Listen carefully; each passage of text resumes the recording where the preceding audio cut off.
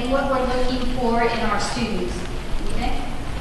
Most of this information you'll be able to access through the website that the Office of the President puts out. As a matter of fact, we're encouraging all of the students to take the time to look into it so that they can best decide as to what will be their campus of choice. You can apply to all 9 campuses if you so desire, or if you want to limit yourself to 4, which is also covered by the student wait fee, you can certainly do that. They say that much as you can apply to campuses, the better chances are going to be of getting into one of our research universities. Any hand-eaters here? Okay, wow, I feel good. I feel supported. Though I will be talking about my own school, I can tell you that this is mainly just to cover the bases as far as what you're looking for during the application process. This is what the site at the Office of the President looks like, and it's very complete for any student to take a look around and see what they're going to be selecting, such as dates, deadlines. Most important, they're going to be talking about the dreaded personal statement. They're also going to be talking about majors here. Now, most of the campuses are going to be on the quarter system. So for those students that feel that a 10-week course would be too fast for them, then they can look at other alternates such as Berkeley or Merced. But otherwise, all of the other campuses, they're going to be looking at the quarter system. Our application process only happens once a year, and that will be in November. Our site is open now for those students that would like to take the time and enter their information slowly but surely and prepare a very good detailed personal statement. And it closes at the end of November the 30th. You cannot submit the application until November, anytime between November the 1st and the 30th. But at the very least, you can get started, because certainly you're going to be stuck with doing midterms or doing reports or the holidays and so forth. So we suggest you start taking a look at the site and start entering and finalizing your decision as to what would be the campus of choice. Okay? The only one that you have to be a little more detail-minded is with San Diego, because all of the other schools, they will offer the schools within all of the different majors that you may select. However, the one for UC San Diego will give you options, and some of these majors may be in the same, or rather in each school, represented by each of the schools. There's like 6 different schools that you have to select within UC San Diego. So it's important for you to know what your alignment is going to be with. Some of them are more in the social spectrum. Some of them are more in the technology. Some of them may be within the area of education. So take the time to look into all of these other schools that are within the school of UC San Diego.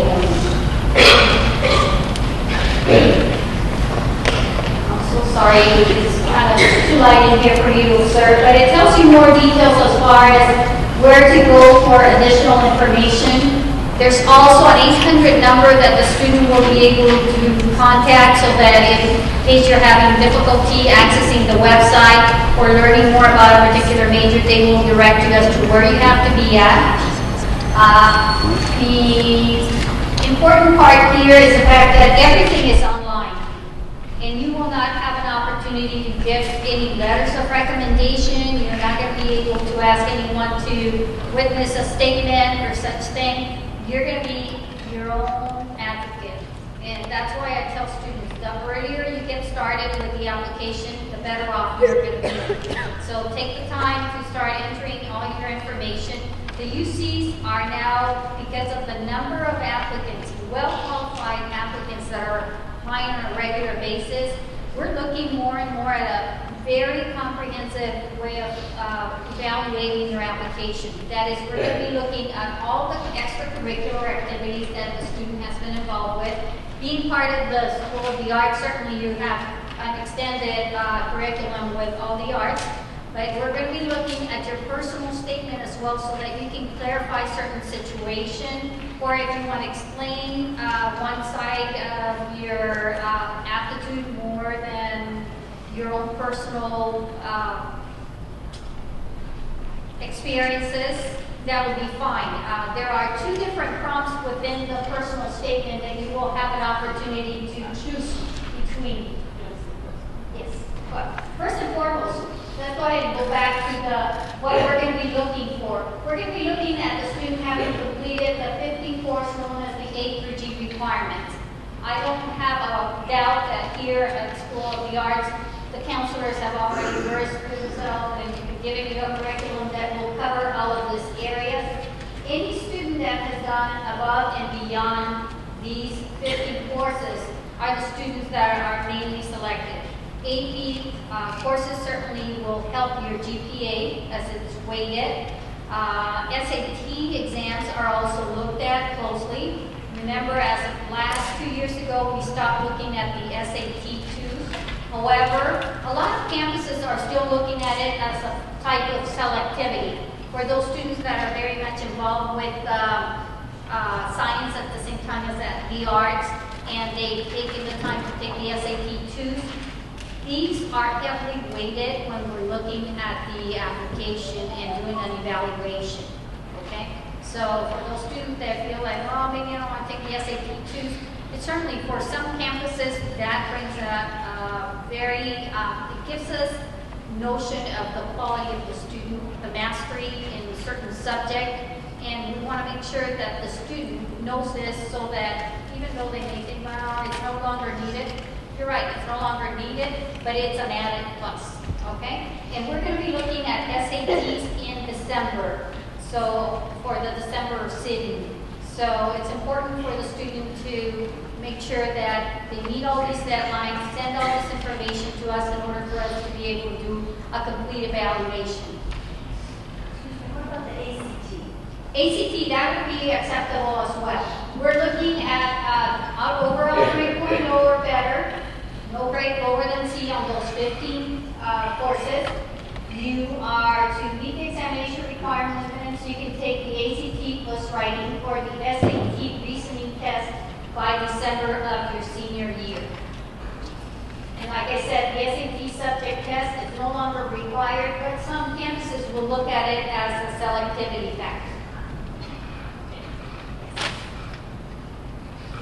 Personal statement. This is where we lose a lot of excellent students because they don't take the time to give us a little more insight as to who they are, what they've done in order for them to take full advantage of all of the resources that high school is offering to them. Sometimes it's going to be outside of the classroom, sometimes maybe through the community or through a church. All of these experiences that the student has partaken during the last 4 years are valid, and we want to make sure that the student knows about it and writes about it. I talked to students that were not admitted, and I asked them, did you do this? He said, oh yeah, I did it all 4 years, and I have a certificate. Did you tell us about it? I didn't think it was important. Well, it is very important because that's our best way for us to gauge the dedication of a student, not only grade-wise, but also extracurricular activities are going to give us a full picture.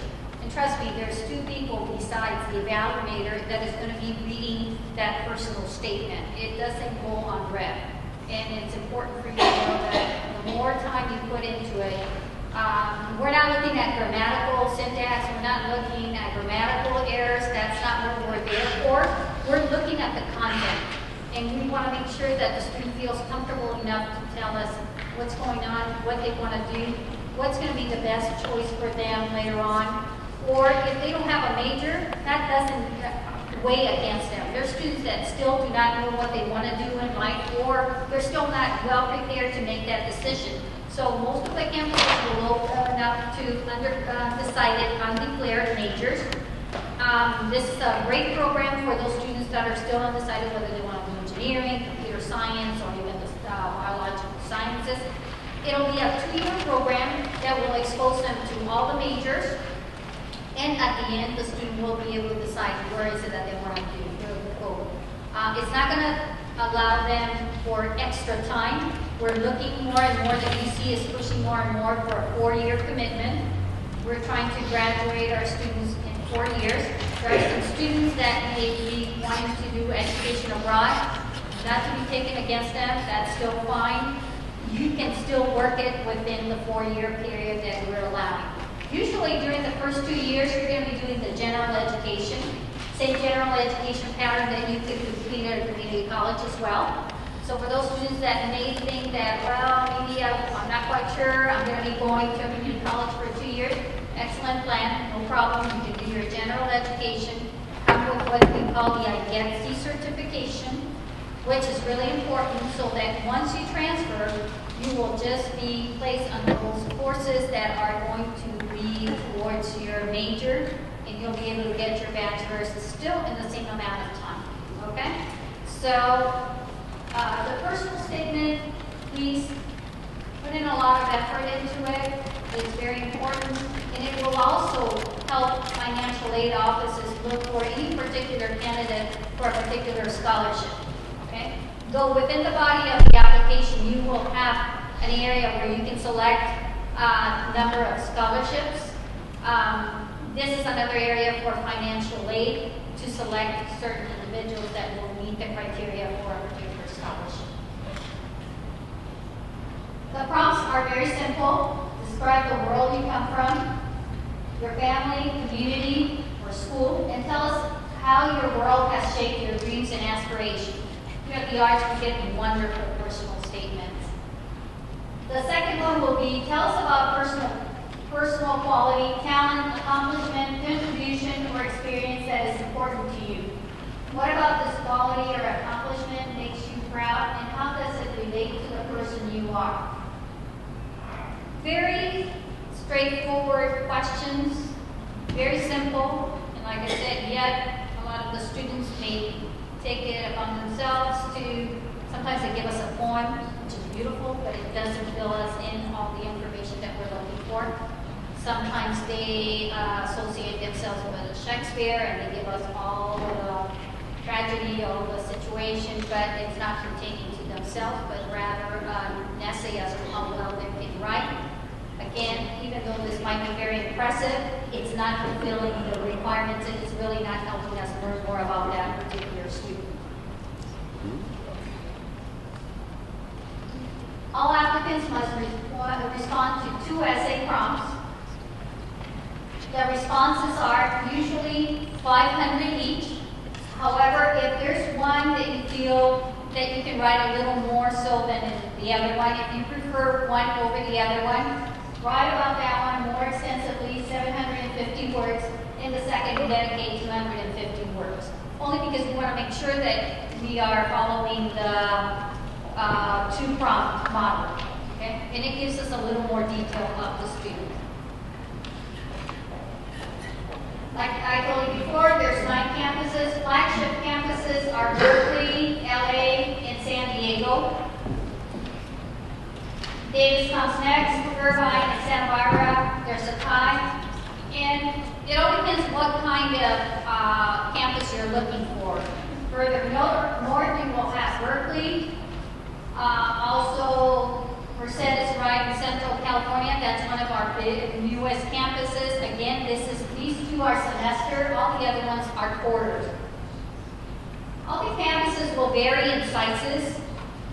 For instance, Irvine, we have about 27,000 students. 25 are undergraduate. 2,000 students would be all the professional schools or graduate programs. Santa Cruz, for instance, will have 15,000 students. It's more of a forest ambience, really nature, nice. Riverside, it's a mid-sized campus as well. There's going to be a College of Medicine very soon there. I'm going to tell you about LA, one of the biggest campuses. So though we're still probably an hour away from here, certainly you're going to think about living at campus. So for most of our campuses, freshmen are going to be guaranteed housing either 1 or 2 years. That's not going to be much of an issue because by then the student feels very comfortable. They're going to get to know other students. They may venture on their own, rent a room, or rent an apartment, or they can also become resident advisors, which I always tell students that's the best way for you to get a good networking get hopefully preparation for a job. And most important, while you stay and become a resident advisor, you help other students, and most of the time you end up staying for no charge. So these are the benefits that you will learn about once you are at a housing facility. It's a very short presentation. We still have time for Cal State Fullerton, but if anybody has any questions, I can take some questions now. Sir? Is tuition the same for all the classes? Tuition, great. Thank you for reminding me. Yes, tuition is very much the same. There might be a fluctuation about less than $1,000 flagship campuses, but we're all pretty much around the same $15,000. So far, so good. We haven't heard of any increases. Knock on wood, we stay the same. For those parents that make less than $80,000, the UC has this excellent program called the Blue and Gold Scholarship that covers those students that are in need. It's a combination of your Cal grants and your Pell grants. But certainly it covers all the tuition, so you have to come up with the other half. And how do you do that? Well, you can get work study. If you have excellent grades or need-based, sometimes you can qualify for scholarships. Or also you can be part of the work study program where you work at the university through financial aid funding. The good thing is that you only work 10 hours because pretty much that's what we're looking for in a student. We want to make sure that academia is very strong-minded as far as do not let our students work more than 20 hours. That's already too much. We want to make sure that they are focusing in their studies. Like I said, 4 year, that's the program that we're working with now. Question? She mentioned that when students fill out the application to the DC school, they actually put in the GPA themselves. So when I'm looking at a transcript, there's so many different GPAs on there. What GPAs do you want the kids to pick up off their transcript for the application? Actually, for the UC, the student doesn't have to bother with that. All they have to do is enter all of their application, all their transcript information. The application is very easy to work with. All of those courses have already been pre-entered, pretty much. If they're part of doorways, meaning that they're certified as being UC approved course, the minute the students start entering the name of the course, how do they know that? It's easy. They just start entering English, AP English, for instance, and the menu, it's a pull-down menu. It'll give them choices. They don't pick any GPAs up on the transcripts. There's a GPAs all at the bottom of the transcripts, and it says academic GPA. Do they have a grade? Pardon? Do they have a grade The for?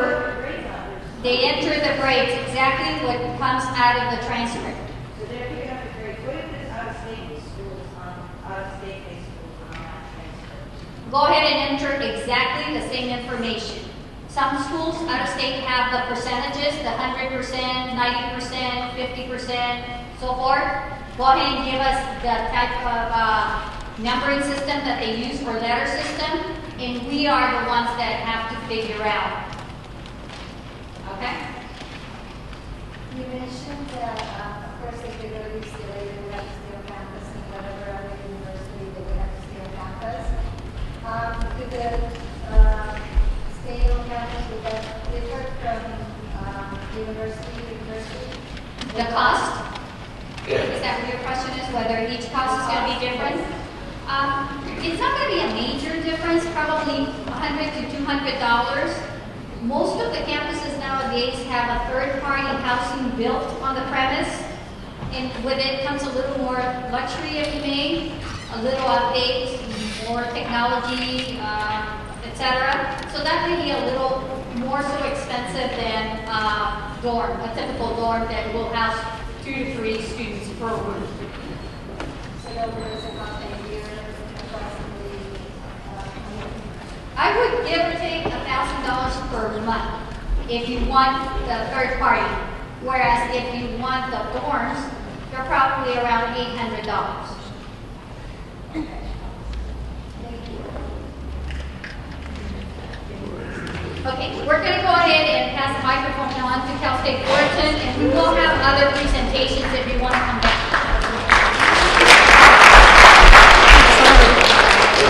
Welcome, everybody. My name is Delia Tiarina. I'm the Assistant Director for the University Outreach Office at Cal State Fullerton. How many people out here are freshmen? Any freshmen speaking? Right on. High five. Good job. Go. Sophomores? Excellent. Look at you guys. Overachievers. Right on. Juniors? Whoa, all right. Excellent. And seniors? Okay. You guys are on top of it. And out there, parents. How many parents out there, this is the first time that you're putting your son or daughter through college and your family first child, or it's been a while? Oh, are you freaking out? Okay.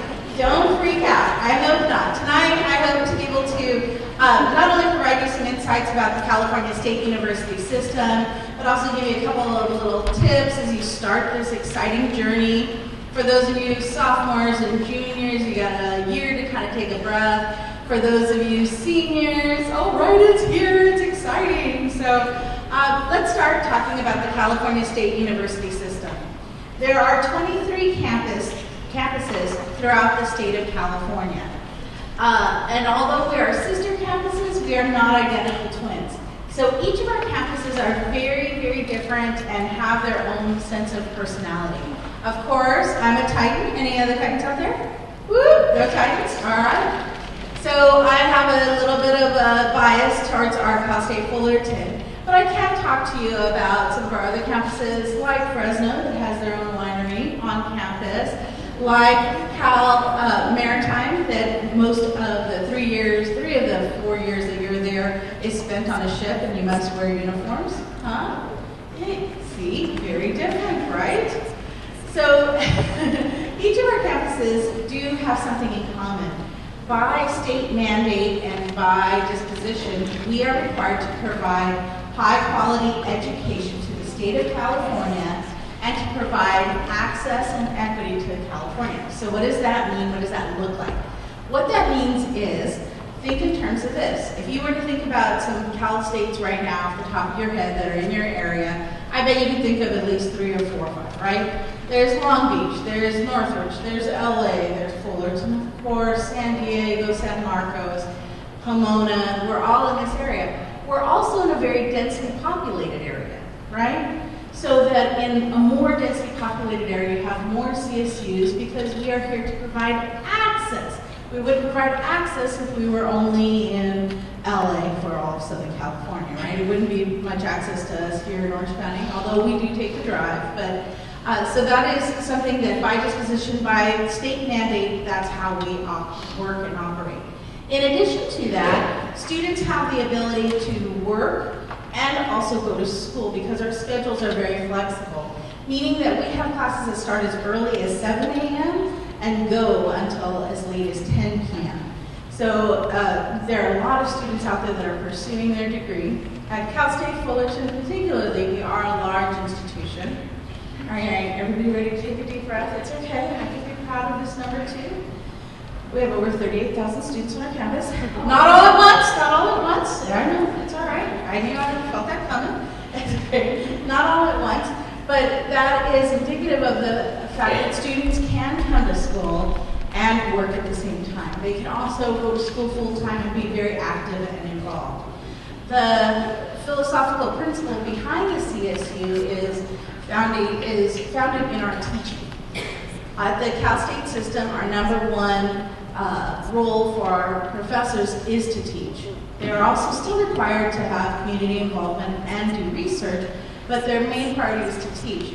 So in every single class that you have, if you sign up for, I don't know, one of my professors, Professor Lipa, social psych, he teaches every single class. He is also available for his office hours. But that is just by design within the CSU. Also by design is the way that we do our admissions process. Similar to the way that Carmen described it, we have the A through G course requirements that we do follow. And if you have a chance to stop by my table, it's right out in the front doors. You'll pick up this sheet. For those of you who are sophomore and juniors, it's a really good sheet to kind of take a look at what your senior year might look like. For those of you seniors, pick it up and just start doing the check marks on it because it's a checklist. So it has the courses that are required, the A through G course requirements, and on the back it describes how we do the admissions process. Now, I talk about access and equity, so that means that we are very transparent in our admissions process. And what we look at is grades for 10th and 11th grade only. And before you ask, why not seniors? Why don't we look at the senior grades? What's up with that? Well, when do you apply for school? You apply right now, we're in the application season. Do you have a grade for your senior year, those of you seniors? No. So we have only to look at your junior year, your sophomore year, and then we kind of give you a freshman year off just to adjust for any kind of transition. So that's why we look at those 2 years. Now, that's not to say that if you blow your senior year, oh, no worries. No. We do look at your senior year at the end of the year, but we make admissions decisions based on 10th and 11th grade classes in A through G coursework, okay? We take that grade, that GPA based on 10th and 11th grade only, and only on the A through G, and we put it into a nice handy-dandy equation. Off the top of my head, I have the SAT equation. In a nice little word problem on the back of this sheet is the ACT equation, which I can read to you. But you take that GPA and you multiply times 800 and you add it to your SAT score. So let's do this together. Everybody ready for some math? You have a 3.0 GPA, you multiply times 800, what do you get? Hey, Rodney, you guys are right? Okay, this is not your first rodeo. 2,400, right? So we look at the SAT, and we are looking at just the reading and the math. We do not look at the writing for admissions decisions. However, for our scholarships and for honors courses, we do look at that writing portion. So, okay, here we are, 2,400. And we take your SAT score. Based on those two, possibility of 1,600 altogether. And you come up with, let's say, it used to be admitted to the university, you just needed to have a 2,900 to get admitted, right? So that's just easy, right? Okay, I've got that. Not anymore. Last year in our local area, and you guys are considered local area, we admitted at a 3,350. 3,400 we admitted, 3,350 we were denied. We get clear on that. And outside of our local area, which yes means Los Angeles, which yes means Cerritos, which doesn't feel that far, 3,600. Okay? But if you think about that equation, what has the largest effect? It's the GPA. It's your grades. So you want to make sure that you maintain high grades in all your A through G courses. I expect this year's seniors, I'm going to apologize in advance, I think it's going to go up a little bit more. Only because we had some issues with transfers and we need to get more of them in. Anyways, too much to describe, but I anticipate to go up a little bit. Also, some new things that are happening and kind of on the alert for my freshmen and my sophomores. As Cal State Fullerton specifically continues to grow bigger, similar to our other campuses like San Diego State, like Cal Poly San Luis Obispo, we are going to start moving into major impaction. Okay, what does that mean? Well, right now our campuses are impacted. All of the campuses, straight across the board. That means we have more applications than we have spots for. Okay, that's simply what it means, and that's what drives that GPA up a little bit. Okay, so major impaction. Overall, what we expect that should do is actually lower the GPA for general, for the most part, and raise that GPA for some of the highly sought after majors. So let's take a look and think about this. Cal Poly San Luis Obispo, that means that, all right, don't quote me on this, but theoretically, anthropology is not as in high demand at Cal Poly San Luis Obispo as is architecture, right? So architecture GPA up higher than possibly anthropology. But when you're in Cal Poly San Luis Obispo, you're not allowed to change majors.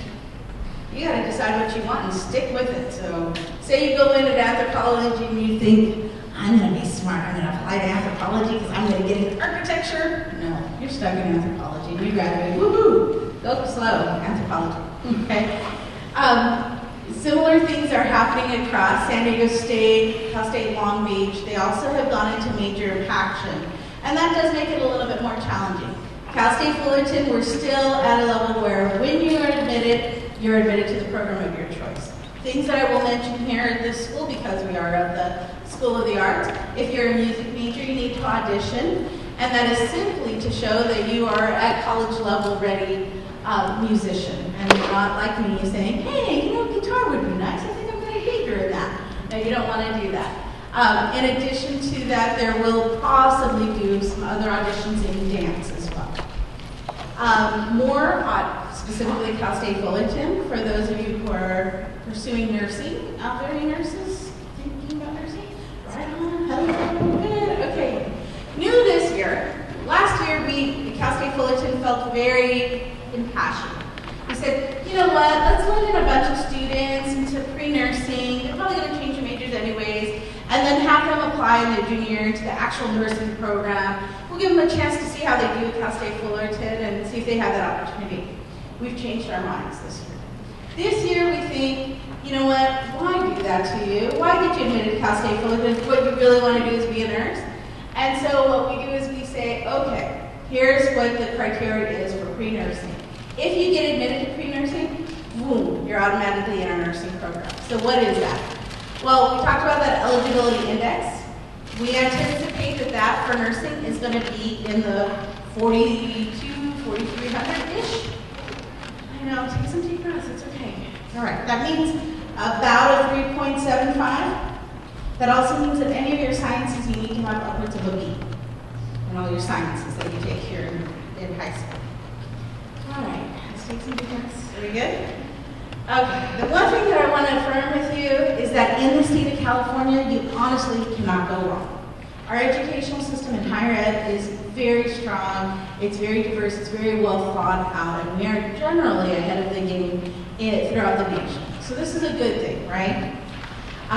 We work very closely as CSU institutions with our transfer programs, so community colleges, so if that is a path for you, that's an option. For those of you who are pursuing a more scholastic academic challenge, we have a number of honors programs and our President's Scholars Program. I have to brag about our President's Scholars Program because it's one of the most all-inclusive programs that you'll hear out there. It's a complete ride.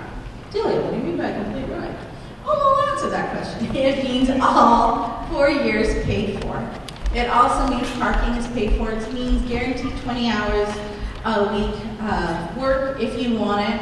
It also means research, a letter of recommendation from the president, and a laptop. So see what I mean? All-inclusive, that is all-inclusive, right? Okay, so I would encourage you to pursue that. That application, I believe, is opening soon, and that's a separate application from our application. So that brings me to how do we apply? We have CSU Mentor is a main site for the California State University systems. You go in, and once you create an account, you automatically start to this one page. It's called the Application Manager. This allows you to just what? Manage applications. See, huh? Access equity. Try to make sense here, folks. Okay, so on that page it tells you how many applications you have going. So some of my colleagues have what application you start and you select, I want this school, this school, this school. That is not what we do. That is not what we do. You select that application. And of course, Cal State Fullerton is going to be your first choice, right? So you go in, you select Cal State Fullerton. You fill out your information. I would encourage you to get your transcripts together. Oh, get some nachos, get some soda, get some coffee, parents. And take your time and do it, because it is every single class you've ever taken throughout your high school years. It is every single grade you've ever received that are within that A through G pattern, okay? I know. It is, those of you who have transferred from high schools, it's inputting your high school information, it's also inputting whatever other high schools you have. The great thing is that in the state of California, similar to our other colleagues here, when you go into the application and you say, you know what, I want to do history, I need to put in my history grades. You click down and there's a list of all the history classes you could have ever taken. So that's good, right? And you select them and then you put in your grades. But it is time consuming. Once you do that first application though, you finish it, right? You celebrate, have a little fiesta. Then you go to the next application. Now, of course, you're going to consider San Diego State. So you go into the application again, choose San Diego State, and guess what?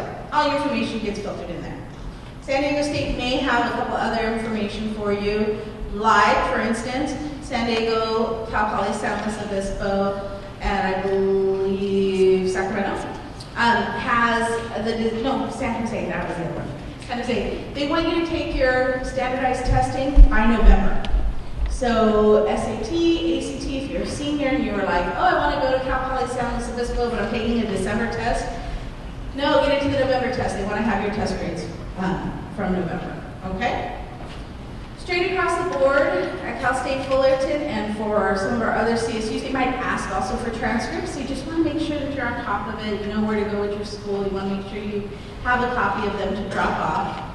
And then the way the application process works, we're here from October 1st to November 30th. We're open. You can go ahead and submit your application. I would also, seniors, warn you, I don't know if you do this, look ahead. November 30th is on a Saturday. Not only is it on a Saturday, it's a Saturday after Thanksgiving. Oh, see? Schools, universities, we have an obligation. We work out with your schools, we work with you. We'll answer any questions you have. Give us a call. That's what we do. That's what we're paid for, right? But we don't work on Thanksgiving. And we don't work the day after Thanksgiving. So before you put in one little succulent bite of turkey in your mouth, finish that application, because we're not going to be around. But if you call us Tuesday, Wednesday before Thanksgiving, give us a call, we'll be there. So, but don't wait till that long. Just get your application done as early as possible. To conclude, I want to just talk about some highlights that we are all very proud of at the California State University system. We have a high number of students who graduate from Cal State Fullerton specifically that are from a diverse background. As a whole, we embrace the idea that diversity is the essence of who we are. We are moving towards a global economy, and it's important that all students are challenged by different backgrounds, by different belief systems, and we take that into the classroom. Another additional aspect that we have added from the governor has added to the CSU and we've embraced is to identify areas in which students are not successful. Where are bottlenecks within our system? And we have some exciting new prospects out there. Some looks at what online courses look like. Instead of online courses being teachers instructing and then you just come into class for a test, they're flipping that around. So a lot of coursework might be offered online, and then in class it's more interactive, more one-on-one time with the professor, getting you to look at those thoughts, consider your belief systems, and really get some hands-on, and they're seeing some good success with students on that. As a whole, our campuses are committed to you as students to make sure not only do you come into our campuses, but kind of that you get out and that you graduate and you become successful individuals and contributing members of our society. And we try to embrace your education and provide that to you.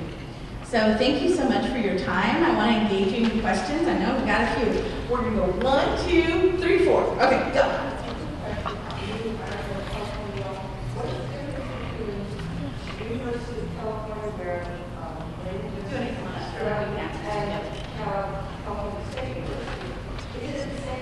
What is the question is, what is the difference between the UC system, my colleague, Carmen, and the Cal State system? Isn't it the same thing?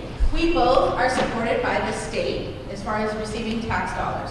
The California State University receives a higher amount of tax dollars, and our focus is on applied education. That is, if you looked at our tagline, we went to calstate.edu, it's California State University working for California. So we educate professionals, and that's why a lot of our education is very hands-on. You have a wide variety of business programs, and then I'll let Carmen speak, but I'll grab the other point. Whereas the Cal State system receives a little more funding from the state, we do more of a private funding, if you may. One of the reasons is that we do a lot more research.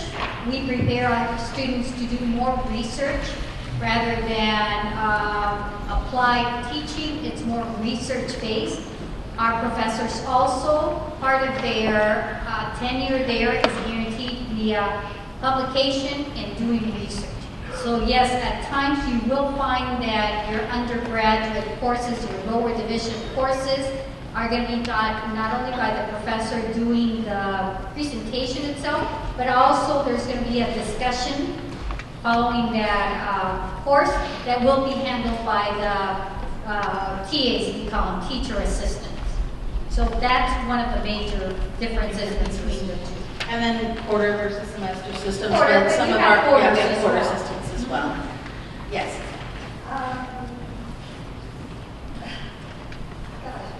Oh, yes.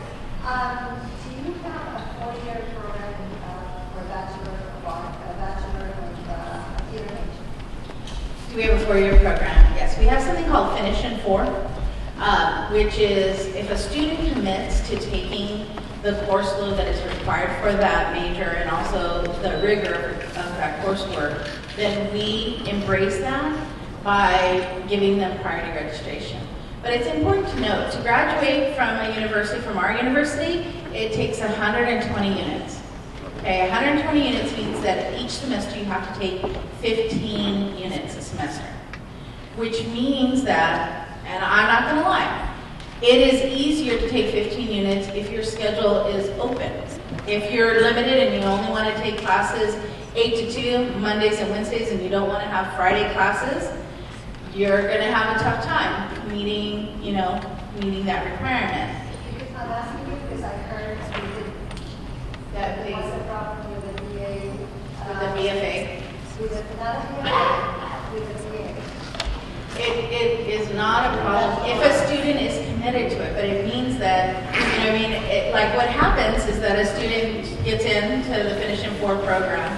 We do give them priority registration. They also have to meet with an advisor every semester, and then maybe they change their major. Or they don't want to take that class, or they would rather not take a night class if that's the only time it's offered. So they get off of the commitment. And our university supports those who are committed equally to us.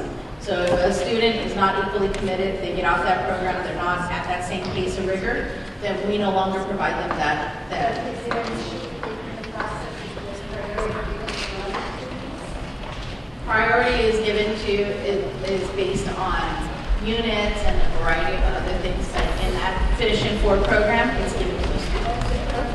Finish in 4. Finish in 4. And I've had students work in our office and finish in 4. Yeah. Okay. Thank you. We'll be around.